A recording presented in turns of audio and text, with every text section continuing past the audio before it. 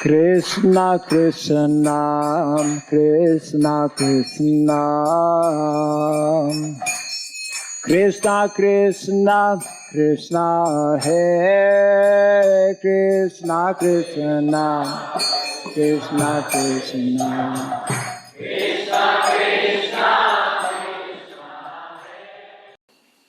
Om Jnanatimirandasya Jnananjana Shalakaya Chakshurinmiritam Jena Tasmai Sri Gurave Namaha Sri Chaitanya Manobhistam Stapitam Jena Bhutale Swayam Rupa Kadamahyam Dadati Swapadantikam Nama Om Vishnu Padaya Krishna Presthaya Bhutale Srimate Bhakti Vedanta Swami Niti Namine Namaste Saraswati Deve Gauravani Pracharine Nirvesesha Shunyavadi Paschadesha Tarine Jaya Sri Krishna Chaitanya Prabhu Nityananda Sri Advaita Gadadhara Sri Vasadi Gaura Bhakta Vrinda Hare Krishna Krishna Krishna Hare Hare Hare Rama Rama Rama Hare Hare.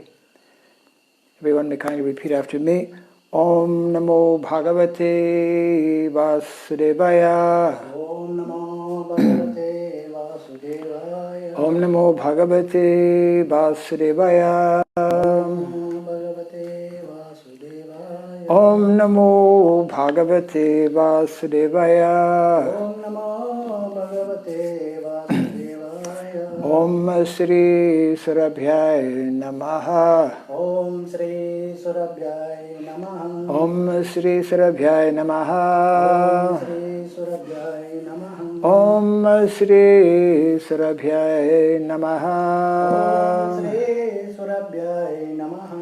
Mukam karoti vasalam pangum langayate girim yat kripat maham bande Sri Gurum Dinataranam yat kripat maham bande Sri Gurum Dinataranam. Hare Krishna. Hare Krishna. Welcome to our ongoing session, Pariprashnena Sevaya, that has been ongoing for some 2 weeks approximately.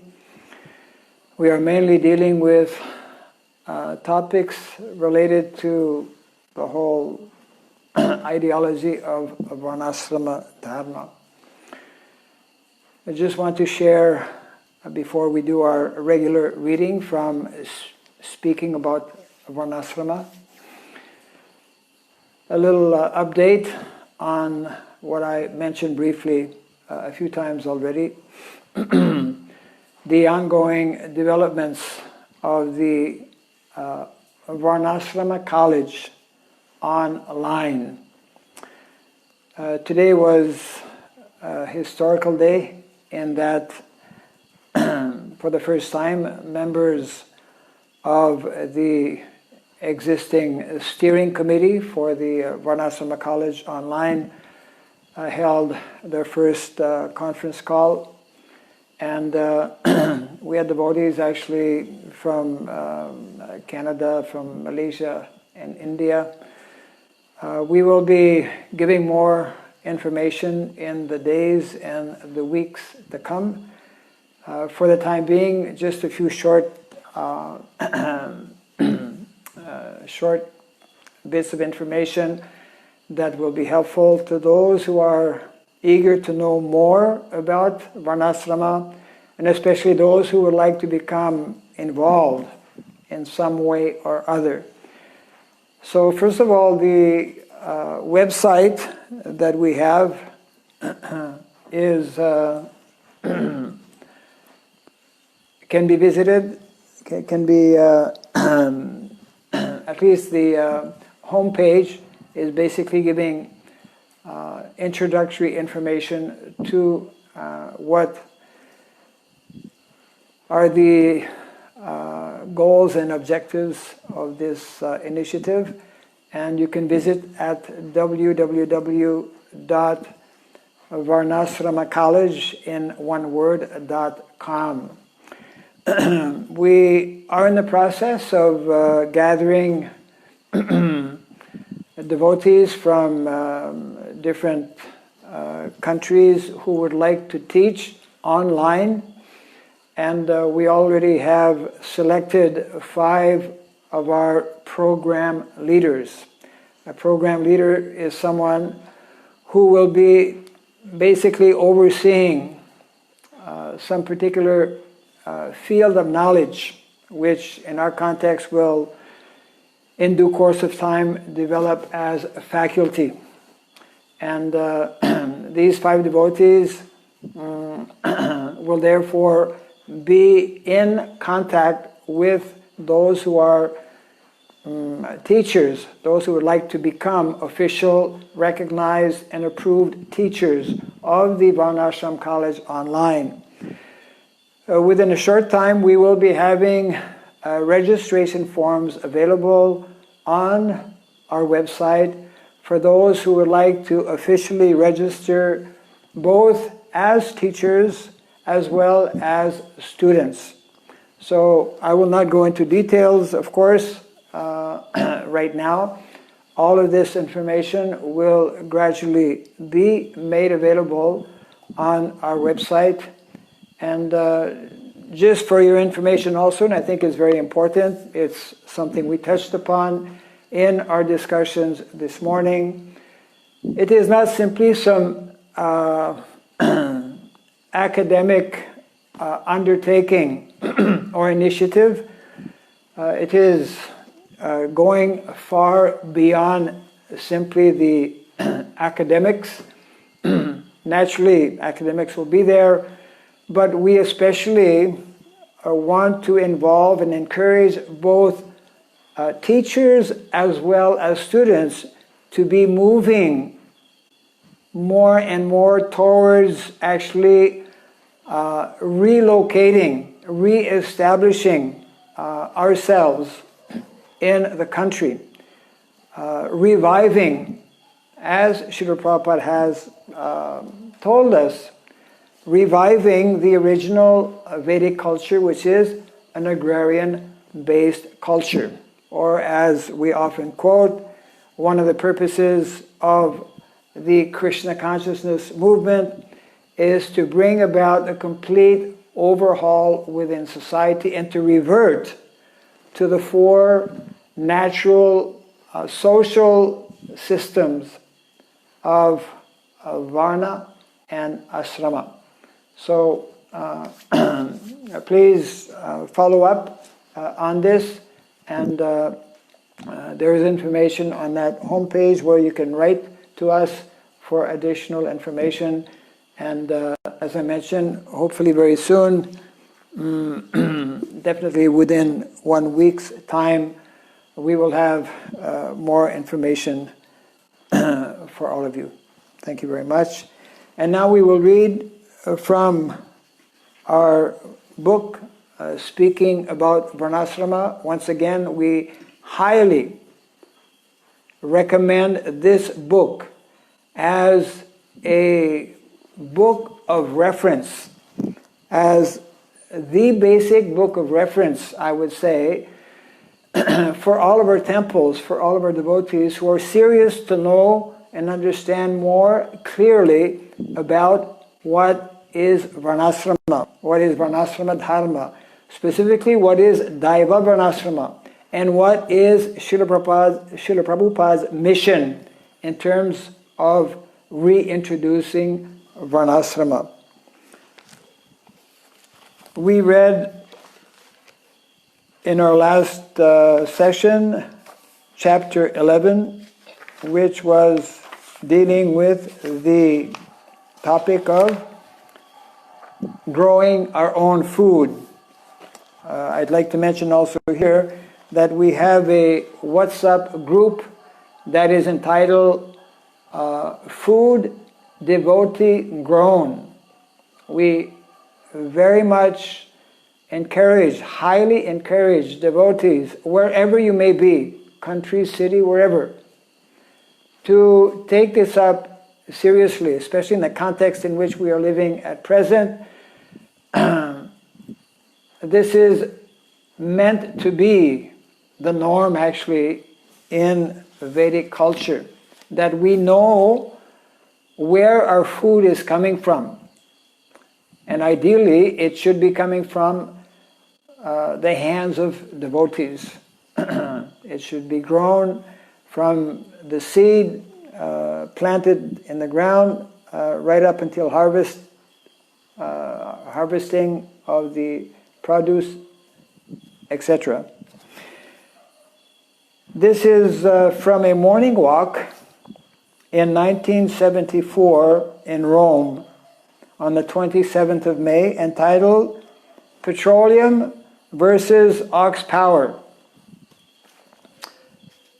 I think many of you will remember quite some years back when there was a whole crisis in the context of Cuba not being able to receive petrol because of sanctions that were being imposed. The country practically overnight, within a very short time, completely reverted to ox power. And the whole organic farming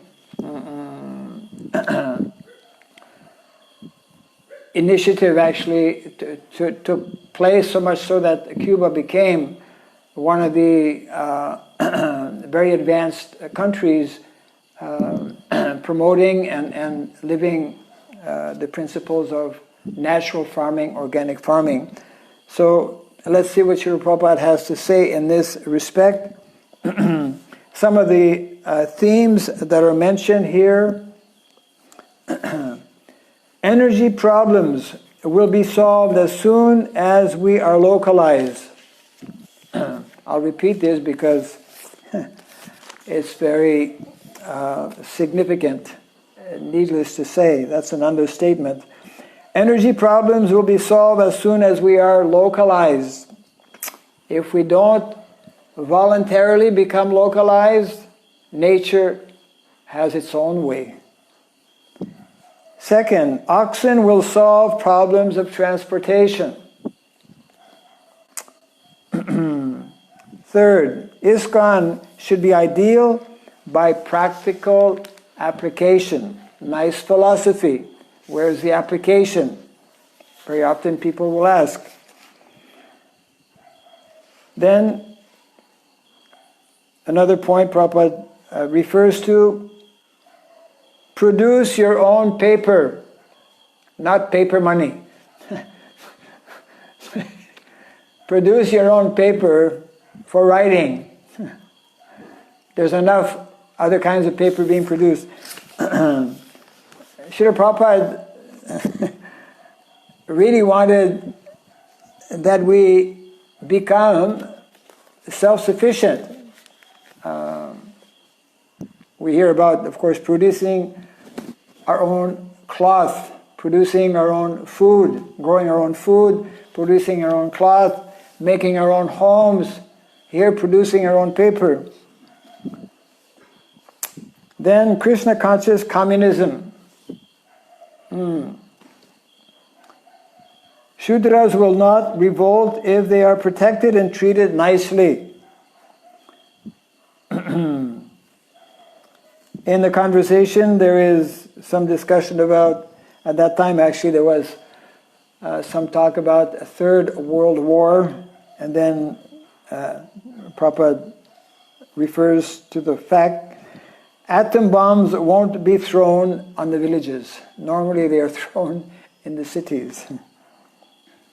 And then this statement that Prabhupada makes, we don't want cities. I'm just repeating, we don't want cities. When they see our villages are better than the cities, people will take to it. So some of these points, I'm just basically reading the themes as they are summarized in the beginning of every chapter here. So let's read a little bit this conversation here.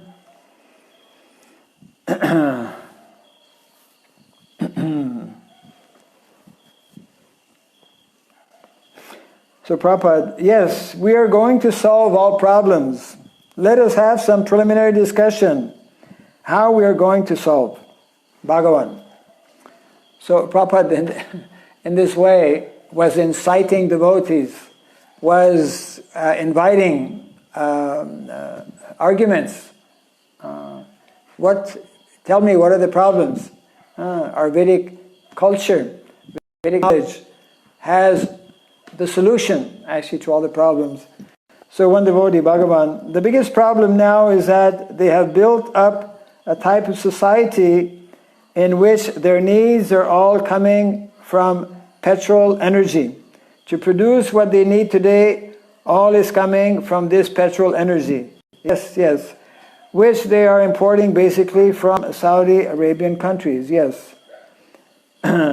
Then he continues, Bhagavan, now recently in the last war in the Middle East, Saudi Arabians raised the price of the oil over double now, I think, as a pressure to the Western countries to do things in their favor.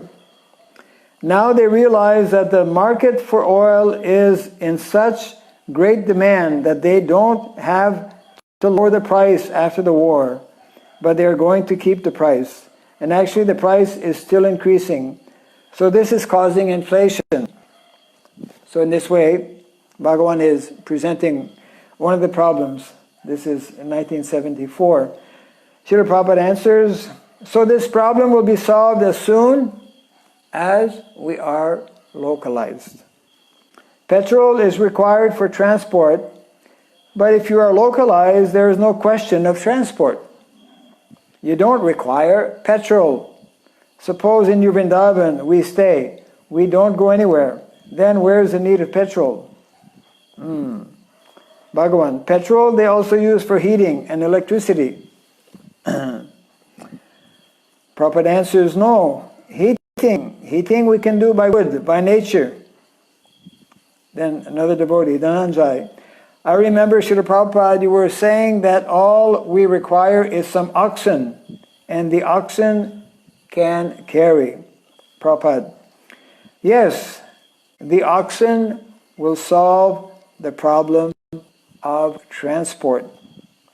That bullock cart, just like Krishna, when he was transferred from Gokul to Nandagram, so they took all the bullock carts, and within a few hours, they transported them, the whole thing, their luggage, family members, everything. One devotee is asking, how far can a bullock cart travel in one day?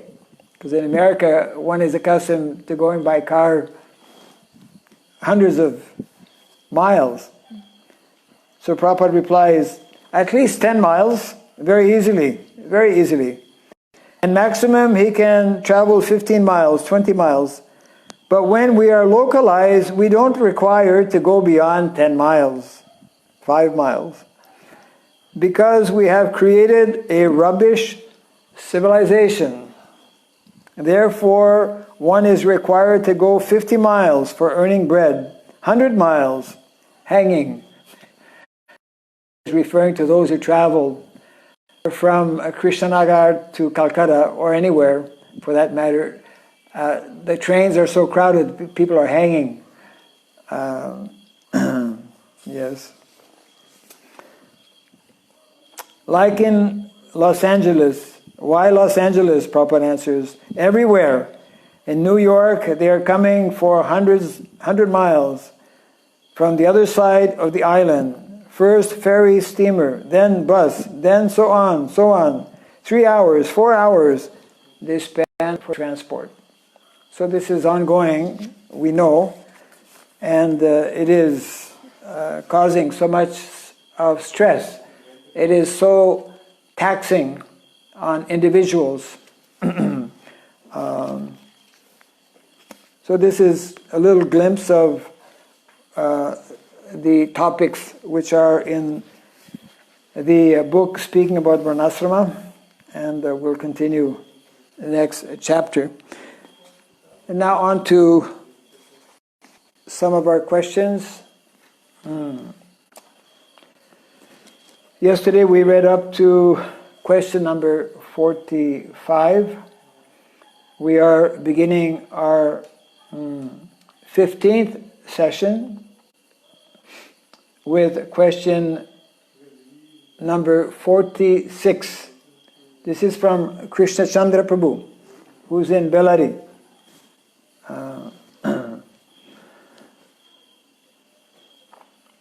Hare Krishna Maharaj, please accept my humble obeisances. My opinion is that all ISKCON presidents should be trained to determine the varna of devotees.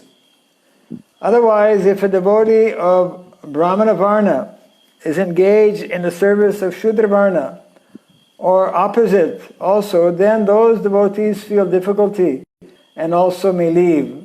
So how can this be implemented soon? We were reading, of course, on this very topic a few days ago from the book speaking about Varnasrama, wherein Prabhupada explained that actually the Varna is determined by the Guru. So of course Guru is not always physically present, especially in our International Society for Krishna Consciousness. Therefore,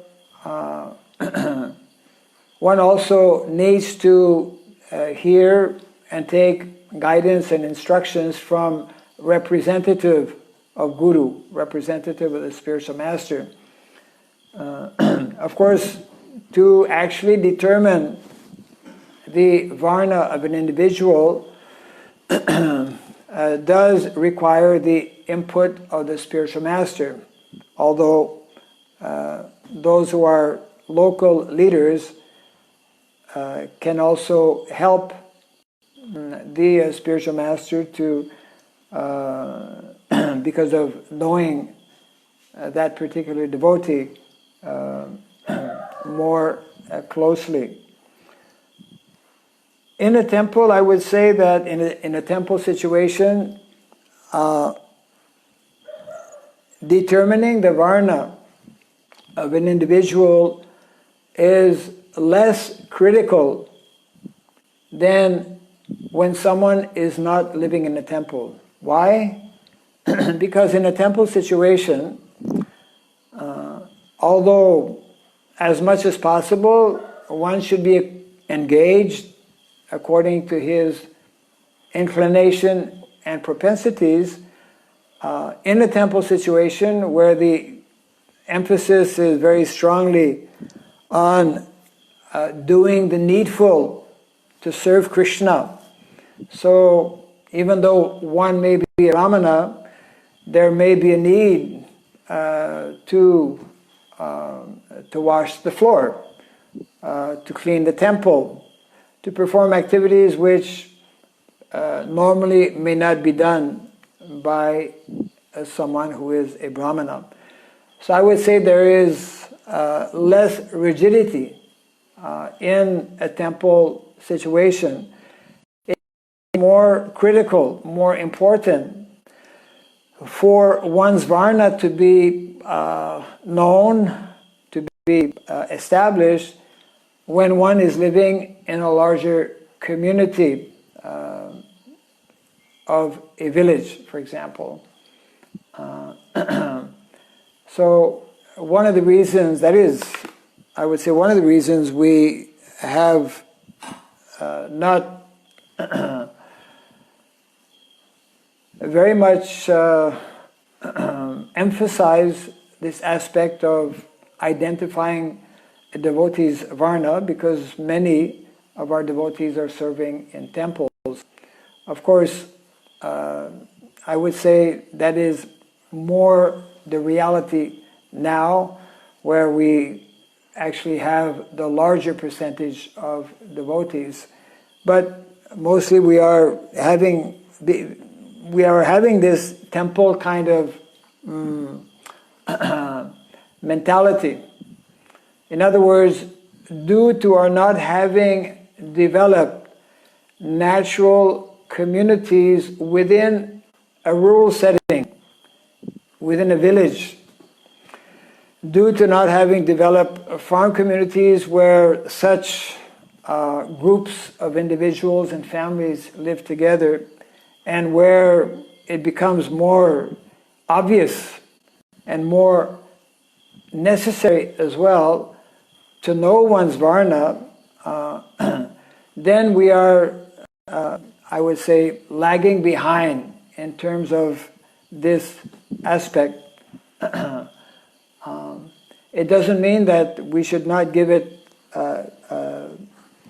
importance, even in the cities, but it becomes more important. And therefore, what can be helpful for our devotees is to learn to read some of the explanations given by our acharyas. Srila Prabhupada, in this small essay on Gita Nagari, which is still not yet published, but it is available in the database, in the folio.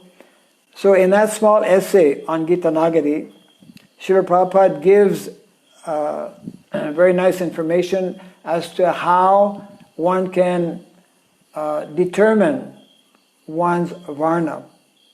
Similarly, Srila Bhaktivinoda Thakur, in some of his writings, makes reference to the process by which one determines an individual's varna. So it's good to read these descriptions, and gradually these can be introduced in our society. Although knowing and determining one's varna is important, to conclude on the point, those living within a temple situation should learn to take up activities which, depending on the local situation in the temple, will be needed for the proper functioning of the temple. Those who are leaders in our different temples, of course, it is part of their responsibility to try and engage devotees according to their natural inclinations. But devotional service in itself, in the higher levels, pure devotional service, we could say is not dependent as such on one's varna. So like this, there are different angles that need to be considered. The less one is engaged in devotional service, or we could say the less one is advanced in devotional service, then the division of varna followed by division of ashram therefore takes on more importance. So reading about on this subject matter will help our devotees, and having discussions as well. And what will be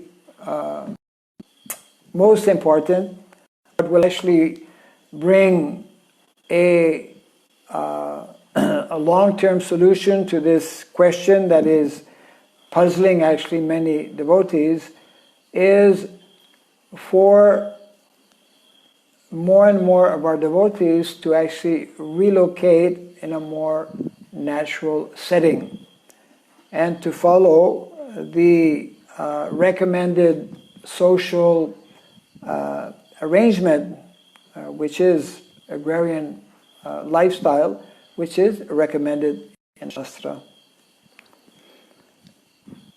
And now we can go to question number 47.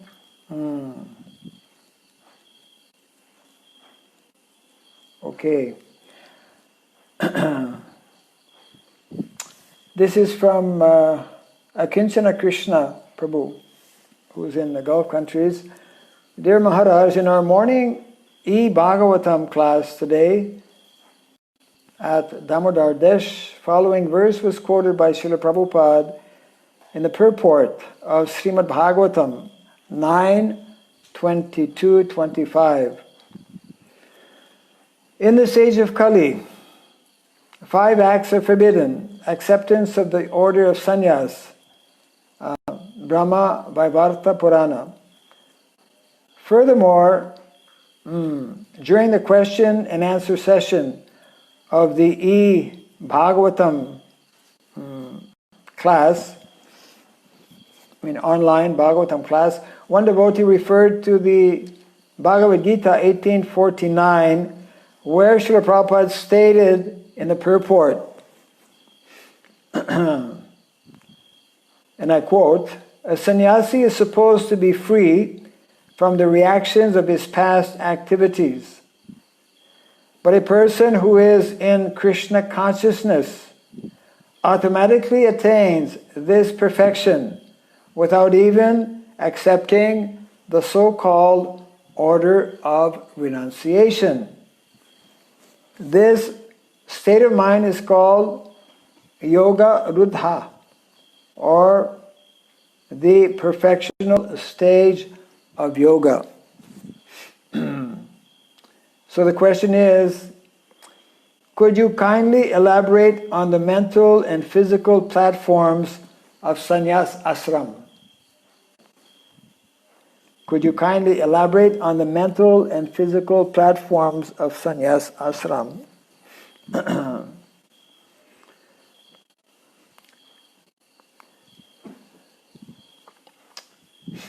When in the statement from the purport to the Bhagavad Gita, where it mentions that a sannyasi is supposed to be free from the reactions of his past activities, but a person who is in Krishna consciousness automatically attains his perfection. So this refers to the fact that one may be a sannyasi, but one may not be Krishna conscious. Of course, we take it for granted that a sannyasi, obviously a sannyasi, an ISKCON sannyasi is Krishna conscious. An ISKCON Brahmana is Krishna conscious. But we should know that actually the vast majority of Brahmanas in society or outside of ISKCON society, the vast majority of Brahmanas outside of ISKCON and the vast majority of sannyasis outside of ISKCON or outside of the Vaishnava Sampradaya are not Krishna conscious, are not engaged in devotional service, because the vast majority are actually impersonalists. A Brahmana means one who cultivates the science of Brahman. But the perfectional stage of Brahman is the Parabrahman, Param Brahman, the Supreme Brahman, or the source of Brahman, which is the same personality of Godhead. So, this is the real perfectional stage of sannyas. Sannyas, of course, means renunciation. It is not the external dress. Your question is referring to the physical platform of sannyas ashram. Sannyas ashram is the 4th order, as we know, and one dresses in a particular way, and one is referred to as sannyasi. Generally one has a danda. But in the Bhagavad Gita, Krishna refers to sannyas yoga as being the real platform of a sannyasi. And therefore, Prabhupada would sometimes say about his early grihastha disciples, they are better than sannyasis. They are as good as sannyasis. Why? Because sannyas means to renounce. But it does not stop at renouncing. So many people may be renouncing, but one has to also adopt or accept the path of bhakti or devotional service. One has to cultivate the knowledge of Krishna consciousness. So therefore, a sannyasi, the mental disposition of a sannyasi according to our Vaishnava philosophy and understanding is one who has not only renounced or become detached from this material world, but one who has developed strong and deep attachment for rendering a service to both the Supreme Personality of Godhead and the Vaishnavas, and for that matter, everything and everyone, all living entities who are dear to Krishna. So this is what we should be especially concerned about. What is the mentality, not only of those who are formally in the order of sannyas, the fourth ashram, but we should be especially looking at what is the level of consciousness of an individual, and therefore we can therefore find and see persons who may be either brahmacharis or they may be householders, just like Lord Chaitanya Mahaprabhu in his conversation with Ramananda Rai, when Lord Chaitanya, who was in a renounced order of life, but wanted to hear, knowing the exalted position of Ramananda Roy, he wanted to hear from him. Ramananda Roy, being very humble, was hesitating, considering himself unqualified, being a householder, not even born in a Brahmana family, and being involved in politics, having responsibilities in the government. But Lord Chaitanya, of course, the very famous instruction he gave him, Kibabi pra kibanyasi shudra kenenoi jai Krishna tattva veta se guru hoy. So the same is given by Srila Rupa Goswami in the Nectar of Instruction. Vacho vegam, manaso kroda vegam, jiva vegam, udaropasta vegam. Those who are able to control these 6 urges, they can actually become guru or spiritual masters. So therefore it is very much a question of mental disposition. One needs to be advanced in Krishna consciousness, and the dress therefore is something that is very secondary. So just to close on this point here, in the purport that you quote from the Bhagavatam, Srila Prabhupada is rightly explaining this point. A person who is in Krishna consciousness automatically attains this perfection without even having to accept the so-called order of renunciation. So even someone not only from any ashram, as we mentioned a few minutes ago, some in the Vedic culture, for example, there are individuals who remain brahmacharis the whole life, and they can attain perfection within the brahmachari ashram. There are people who never take sannyas, because sannyas is meant for those who are in the Brahmana Varna. Brahmanas, later on, after householder life, if they take the householder life, then they can take to sannyas ashram. looking at the Varnas, the same also can be said. Whether one is a Brahmana, whether one is serving as a Brahmana, whether one is serving as a Kshatriya, as a Vaishya, or even as a Shudra, if one is Krishna conscious. And all four categories, those who are members of all of these four categories, they can fully become Krishna conscious. So we were commenting on this point just a few days ago. In the Bhagavad Gita, when Krishna refers to the Varnas, he clearly explains that it is based on guna and karma. The division is based on guna, quality. Quality for non-devotee, once again, are the modes of material nature, the gunas.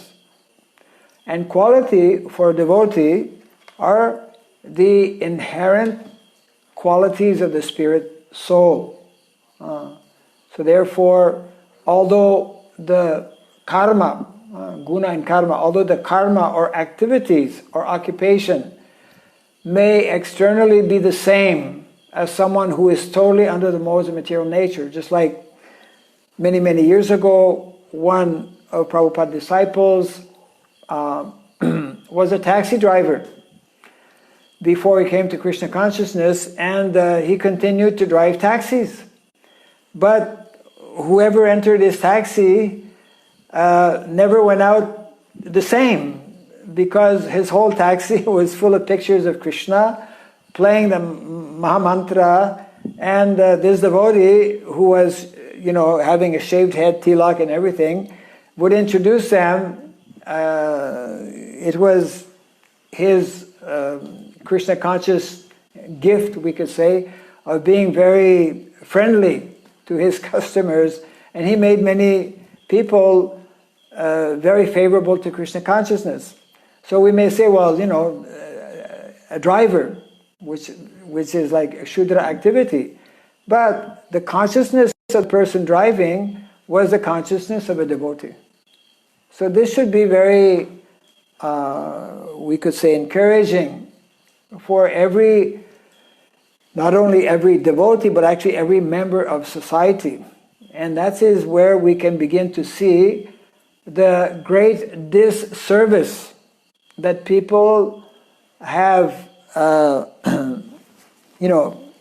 caused and introduced by deviating from what Varna and Ashrama was initially meant to be.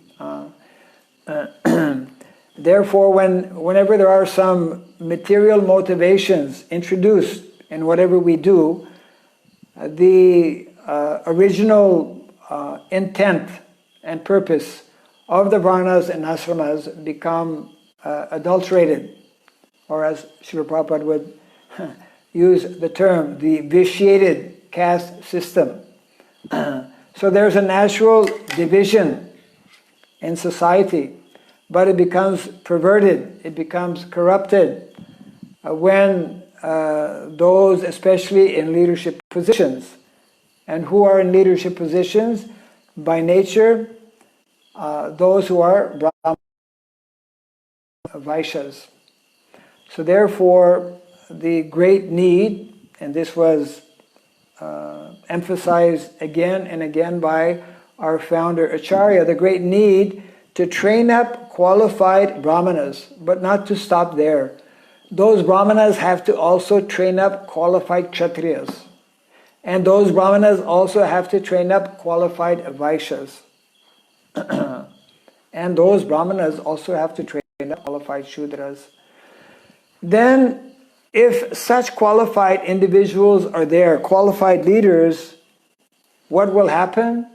Those who are by nature dependent, those who are dependent on others, which means the vast majority actually of society, they will look up to those persons because they will recognize in them very desirable qualities. They will naturally want to seek shelter and protection because actually they need. our artificial modern system does not allow this kind of natural interdependency. Rather, it has created a false, unnatural dependency. So, once again, the importance of creating, reviving what is meant to be a more simple and natural environment, which is actually Vedic community or Vedic villages, whereby this interplay can take place between natural leaders in society who have received proper training. Again, the importance of Gurukula training, the importance of formal education, and also the importance of non-formal education within an agrarian culture or lifestyle. Because, as we were reading a little earlier, it is within an agrarian culture or within a village that one becomes localized. We will take one more question. Yes. Let's see here. This is from our community here, actually, Lal Gopal. So, Hare Krishna Maharaj, Dandabats Pranam. Is it possible for a lower Varna, Shudra, to go back home, back to Godhead in his present life? Or does he have to go through the higher Varnas? Nice question, actually. It doesn't stop there. In other words, the whole system of Varna and Asrama is to gradually elevate one from the lower mode, from the lower modes of nature to the higher mode. Let me just read the rest of the question. Yes. Does he have to go through the higher varnas, that is, Shudra to Vaishya, Vaishya to Kshatriya, Kshatriya to Brahmana, and then attain the supreme abode? As a Shudra in the mode of ignorance, without coming to the mode of goodness and to pure goodness, how can he transcend to the spiritual world? How to understand this? So the idea is that, again, very important to understand. There are two charts. One is a non-devotee chart and one is a devotee chart, right? So the non-devotee chart, as we mentioned, guna and karma. The varna will be based on guna and karma, but for a non-devotee, the guna are the modes of material nature. And the karma or activity relates to these modes of material nature, Brahmana, Kshatriya, Vaishya, Shudra. Looking at the devotee chart also there is varna. And that varna is also based on guna and karma. But the guna for a devotee, whether he is a Brahmana, Kshatriya, Vaishya, or Shudra, the guna is not connected with the modes of material nature. Or at least there is a gradual progress, because there's a gradual effort through sadhana to become more and more freed from these modes of material nature. So therefore, the guna for a devotee will change from being under the clutches of Maya, or under the clutches or under the influence of the modes of material nature, to that of purified consciousness. So therefore, for a devotee, not only at whatever stage, even at the Shudra level, one who is a devotee, his spiritual quality, his spiritual consciousness will be above that of the moon. Though his karma may be equal to or similar to the four varnas that are there for a non-devotee. So again, it is not so much the external activity. External activity may seem to be will fall actually in one of these four categories. What is important is the quality of thought, the mental disposition, the cultivation of Krishna consciousness, that all of my activities I am doing for the pleasure of Guru and Krishna. I'm engaged in bhakti, devotional service. Okay, initially it is not perfect. That's why we have that level, the 3 levels of devotional service, of bhakti, as very scientifically explained or described in the Nectar of Devotion by Srila Rupa Goswami. Sadhana bhakti is a preliminary initial level for everyone, practically everyone. Then as one progresses in sadhana bhakti, one can come to the platform of bhava bhakti and eventually of prema bhakti, isn't it? So therefore, regardless of where one may be situated on the ladder of varna or asrama, if one properly, through cultivation of Krishna consciousness, through the process, the 9 activities of bhakti, beginning with Shravanam, Kirtanam, Vishnu Smaranam, up to Atma Nivedanam, complete surrender, then regardless of one's position, one can become totally purified and one can go back home in this lifetime. This is the special mercy that is being given actually to those who are followers of Lord Chaitanya Mahaprabhu. This is a great benediction of this age of Kali, and therefore the more we understand this,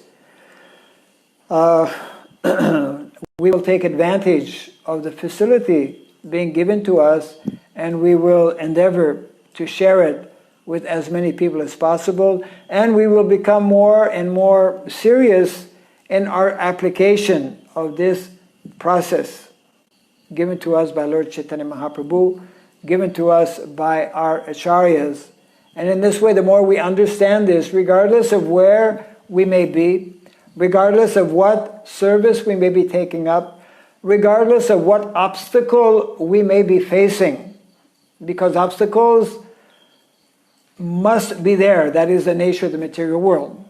But a devotee who properly cultivates Krishna consciousness is given the ability, he is given actually the Shakti, the power to deal properly with any kind of situation. So therefore, we should simply become more and more convinced that all that we need to resolve whatever issues we may be having, either within our immediate family situation or immediate community or the world situation as we are facing today, Krishna consciousness has all the solutions. The very same point that Prabhupada was in his this morning walk conversation we were reading, Prabhupada was telling, okay, tell me, what's the problem? Prabhupada's point was that Krishna consciousness, knowledge that is there in the Vedic literatures, gives us all the solution to all the problems of life. And of course, we all know, if we read Srila Prabhupada's books, which we should do on a regular basis, and be hearing from Srila Prabhupada's classes, for a devotee, there are only basically 4 main problems, isn't it? Therefore, simple living and high thinking means that there are only 4 problems in life, and those 4 problems are the problems of birth, death, old age, and disease. When we understand this, then we don't become overly disturbed by whatever may be taking place in terms of our own bodily situation, or in terms of the different influences or pressures, the adhyatmic, adi-bhautic and adi-daivik clash or pressures that are constantly surrounding us and influencing us in different ways. So we are again at the end of getting close to the end of our session here. Once again, thank you for a few more questions also came through today. One question that we'll be taking up tomorrow or the next day from one devotee in Detroit. So devotees in different places we know that because varnasrama dharma is it is an integral part. This is very important to understand. Varnasrama dharma is an integral part of Sanatan dharma. Some years back, actually, one devotee, very much involved with varnasrama, asked me that question: how can we say that varnasram, because it's a material system, is eternal? So it is easy to understand, because varnasrama, all the material, is connected with the gunas, the three modes of material nature. And the three modes of material nature are intimately connected with prakriti. And we know from Bhagavad Gita that Ishvara, Jiva, Kala, Prakriti, they are four eternal principles. The fifth principle is karma. And karma, fortunately, is not eternal. And it is only these activities of bhakti within a structure, a divine structure, the divine structure, the divine culture of varnasrama dharma that can actually help us more easily progress and cultivate this spiritual dimension or spiritual consciousness. In other words, varnasrama dharma is an integral part of Sanatan dharma because it is created by Krishna and helps individuals and society at large to more easily make tangible progress in spiritual life.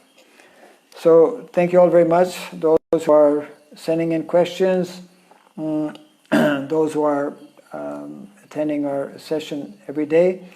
Everyone kindly continue to be cautious. Of course, if we simply act as devotees conscientiously, then we will be able to make the right decisions. Let us follow the directives that are given by various authorities in these rather challenging times. And let us finish our session by invoking auspiciousness and chanting the holy names of Krishna. Hare Krishna, Krishna Krishna, Hare Hare, Hare Rama, Rama Rama, Hare Hare, Hare Krishna, Krishna Krishna, Hare Hare, Hare Rama, Rama Rama, Hare Hare, Hare Krishna, Krishna Krishna, Hare Hare, Hare Rama, Rama Rama, Hare Hare. Jai Srila Prabhupada ki, Jai Samasta Gaur Bhakta Vrinda ki, Jai Nitai Gaur Premanande, Hare Krishna. His Holiness Bhakti Swami Maharaj ki Jai.